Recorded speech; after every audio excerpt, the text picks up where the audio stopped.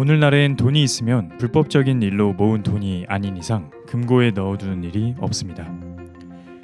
돈이 돈을 낳는 세상이기 때문에 주식이든 채권이든 어딘가에 돈을 투자합니다. 돈을 굴리는 거죠. 하지만 봉건제 시대엔 돈이 있어도 그냥 보관해 두기만 했습니다. 봉건 시대엔 투자할 사업이랄 게 없었거든요. 봉건제 시대의 돈은 비생산적인 유휴 자본이었습니다. 물건을 사는데 돈이 필요하진 않았을까요? 네, 별로 필요가 없었어요. 소금이나 철 같은 걸 사는데 약간 필요한 정도였죠. 왜냐하면 장원은 기본적으로 자급자족 경제였기 때문입니다. 식량과 의복 등 대부분의 필요한 물품은 장원 내부에서 직접 만들어서 사용했습니다. 물물 교환이 존재했습니다만 시장 규모가 매우 작고 거래 수준이 낮았습니다. 즉 시장은 국지적 시장에 한정되었습니다. 열악한 도로 조건도 시장 확대를 어렵게 했습니다. 물리적으로 도로가 열악하기도 했고 강도가 자주 나타나기도 했습니다. 여기서 말하는 강도는 두 부류입니다. 하나는 진짜 강도고 또 하나는 통행세를 징수해간 봉건 영주입니다. 그리고 화폐의 수도 부족하고 크기와 모양도 통일되어 있지 않았죠. 여러모로 시장을 통한 거래는 매우 비용이 많이 드는 비효율적인 일이었습니다. 가능하다면 돈을 주고 사는 것보다 그냥 직접 만드는 게 나았죠. 그러나 상거래는 느리지만 점진적으로 확대됐습니다. 그리고 11세기 말에 시작된 십자군 전쟁은 상업의 확대를 촉진하는 역할을 했습니다. 수만 명의 유럽인이 성지 탈환이란 목표를 위해 대규모 이동을 했습니다.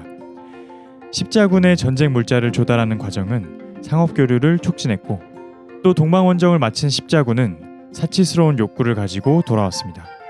이들의 수요는 동방의 상품을 위한 시장을 탄생시켰죠. 십자군 전쟁을 거치며 이탈리아의 베네치아, 제노바, 피사 등이 지중해 무역의 중심 도시가 됐습니다. 한편 북방에서는 플랑드르 부르게를 중심으로 무역이 처음으로 발전하기 시작했습니다. 이들은 샹파뉴 평야에서 열린 전기시를 통해 교류했습니다. 자, 이쯤에서 중세 초기의 지방 주시와 12에서 15세기 사이에 발전한 대규모 전기시를 비교해서 살펴볼까요? 주시는 소규모였고 대부분 농산물 같은 지역 상품을 취급했습니다.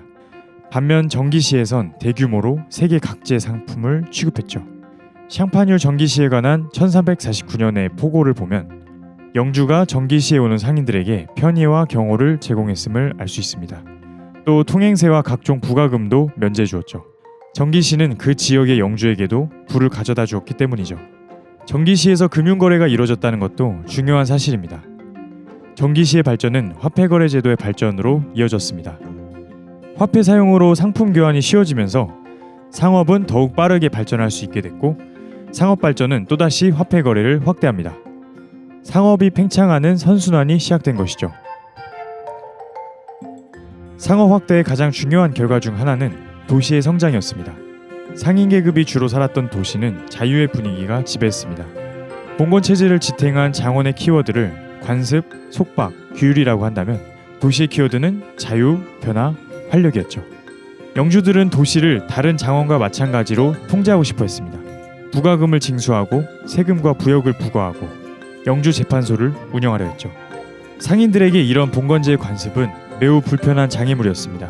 상업의 확대를 위해서 거추장스러운 봉건제의 규정과 관습을 벗어나고 싶어 했죠. 상인들은 거주지의 자유, 신분의 자유를 원했습니다.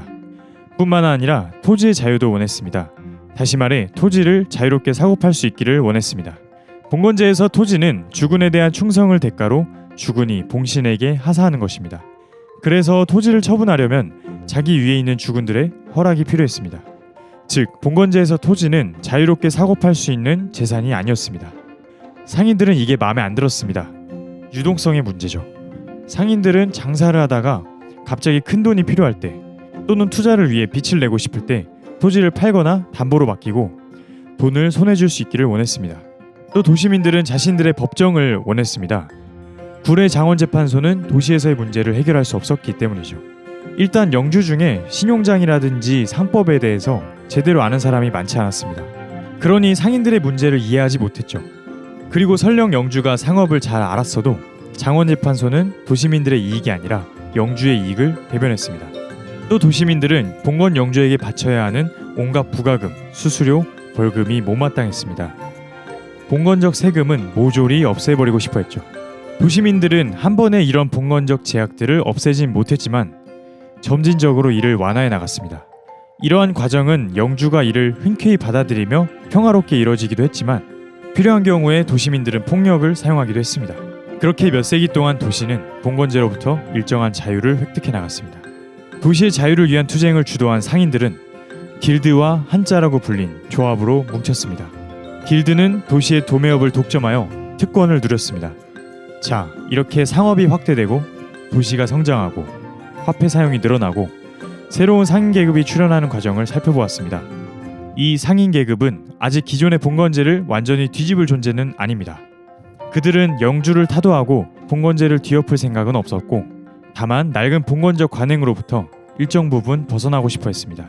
그러나 오늘 살펴본 내용은 앞으로 봉건제를 뿌리부터 뒤흔들 새로운 경제체제로 이어지는 초기 과정입니다. 이 상업의 발전이 어떻게 자본주의 탄생으로 이어지게 되는지 앞으로 다루게 될 겁니다. 다음 영상에선 경제구조의 변화에 뒤이은 이데올로기의 변화를 볼 건데요. 즉 상업의 등장에 따라 이자와 관련된 관념이 어떻게 변화했는지 살펴보겠습니다. 그러면 다음에 또 만나요. 안녕.